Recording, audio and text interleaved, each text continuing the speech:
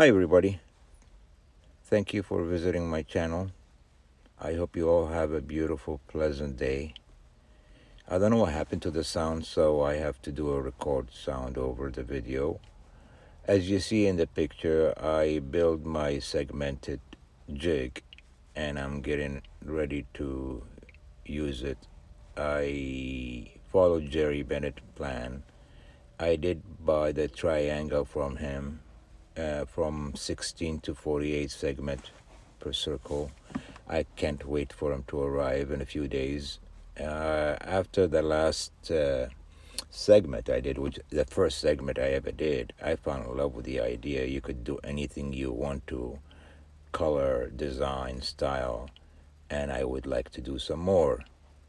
Until then, I had to find another project for this week.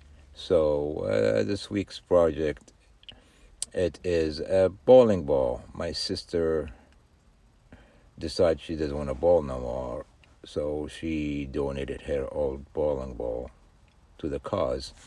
Does he look like Shock? He's in trouble. He needs a nose job. Anyway, so this week's project, it is a bowling ball. And as you see, I already put the worm screw on the center between the fingers. So that area will become the top of the ball.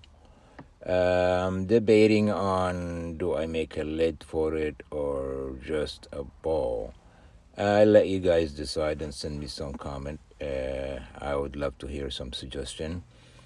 The idea just, if I want to make a lid, I make a segmented piece maybe, or it'd be nice if I could find a black piece of wood. That would be nice, because this ball, it has beautiful grain of black and blue, kind of like deep ocean blue. It's really beautiful color. I can't wait to get to it. So until then, let's go and meet on the lathe.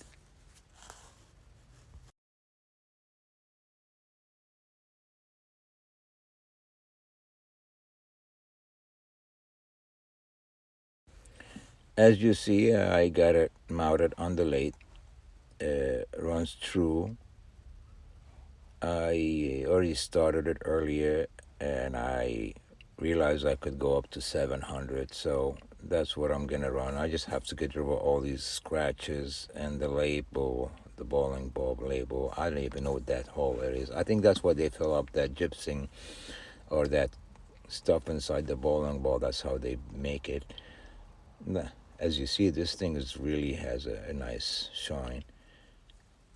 But I do have to get rid of all that scratches, definitely deep scratches on there. So like I said, it's running 700, it's running true.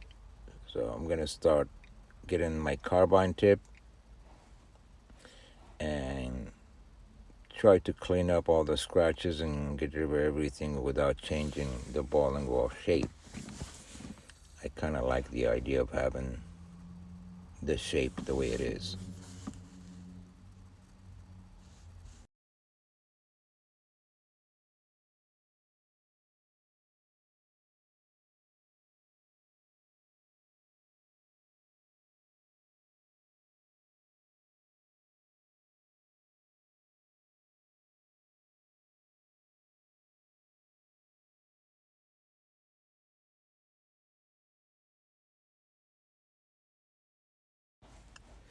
Most of the video around here running between 10 and 40 speed to control the length of the video, but I didn't cut nothing. Pretty much you see the whole process, except fast and faster and a little slow. I stopped quite a bit here because I kept checking up the bowling ball for if I removed all the scratches or not. I noticed the more I do, the more I noticed. And here I'm getting the bottom flattened for the chuck. Remove the tailstock and get it flattened so I could determine the size of the chuck I'm going to use. So I'm going to use my little one. It's good enough for right now, I think. Anyway, and as I finished that area, I got to see a few more scratches. I went back and got them out of the way. And after that, just gonna sand from 80 to 400. As you see, I finished sanding, and this thing is already nice and shiny. And now I'm gonna use my 3-inch Forstner and start hollowing through that thing. I, like we said, gonna give him the nose job now. This is the time for it. Run about 500 RPM here. I started using my Forstner bit, and I realized the way it's shaped like round, it was just giving the Forstner bit a little bit vibration, hard to get in. So I backed up the Forstner bit and got it flattened quick. That way it gives me a little bit of a flat area for the Forstner bit to get in without trouble. And it makes it a little bit smoother instead of bouncing around. As you see, in the beginning it was okay. Forstner bit was going in no problem. It's almost like resin. But, and after that I was start getting dust out of it, and I didn't know what the heck it was. Even my Forstner bit got to a point where it was smoking hot. I think I even burned myself with it. You could actually see, I think it might be destroyed. You could see the purple on it already. It got really, really hot. And I didn't know it has kind of like gypsum inside. It's almost like what you use for tile, the grout. It's really strong.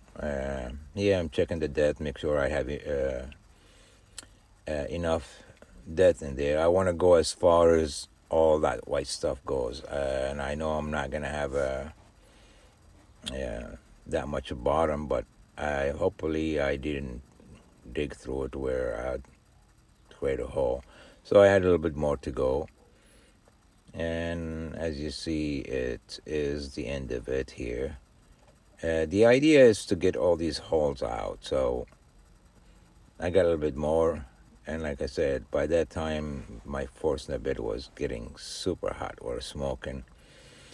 So here, the idea to get that flat surface, get rid of all the holes, and get a space where I don't get caught in these holes. As you see, wait for it.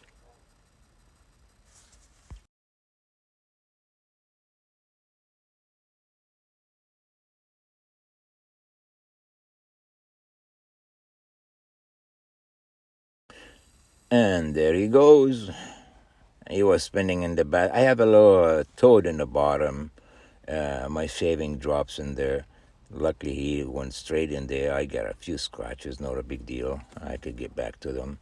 Put it back on the lathe and tied up really, really good this time. And went at it, trying to remove all the finger space. And as you see, it's gone. I really didn't realize that stuff. It is hard to remove.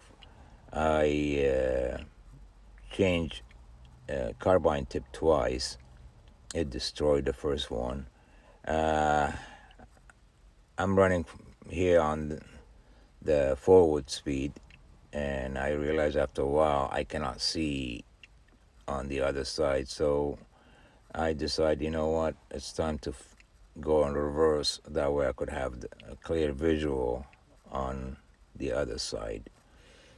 And there I am changing this the reverse smooth, and this is easier way I think to see.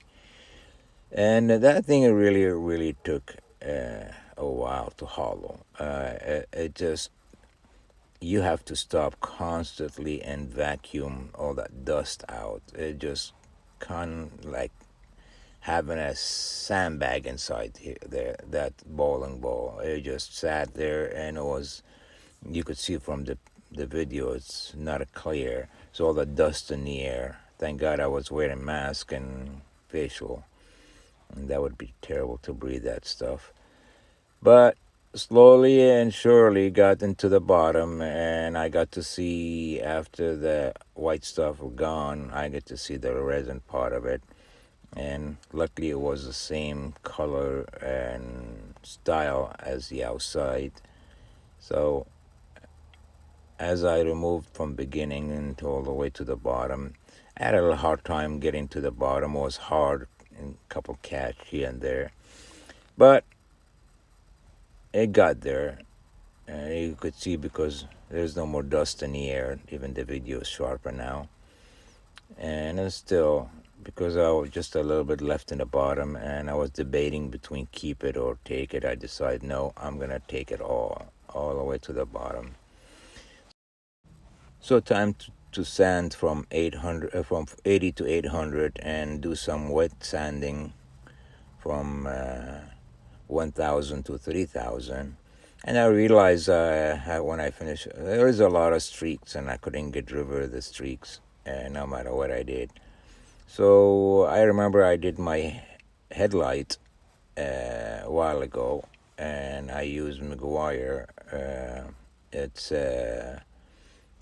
I believe it's called Polish X, and this thing really turned my headlight like a brand new. So I decided, you know what, I'm gonna use that. I put a little bit on the sponge, and I used my a drill. This thing has a 3,000 RPM on it. No, I believe 6,000 RPM on it. So I wiped a little bit on it first, and then it got to a point I picked up a speed. I did a 2-coat outside, 2-coat inside. You could see already this thing is shining like a brand new ball, inside, outside. And of course I'll be shine juice after that.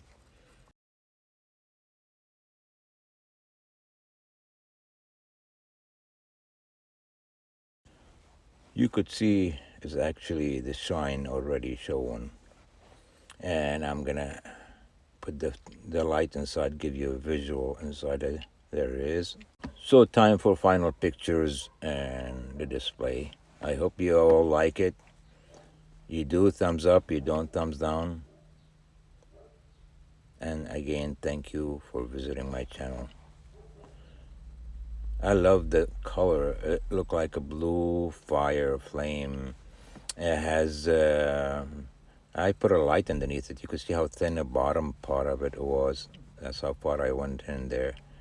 I love that part where it has that blue eye look on it, or center of the hurricane, a tornado per se.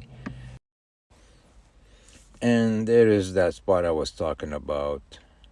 It looked like a blue eye, doesn't it? A deep blue eye. Again, thank you for visiting my channel. God bless. Have a great day.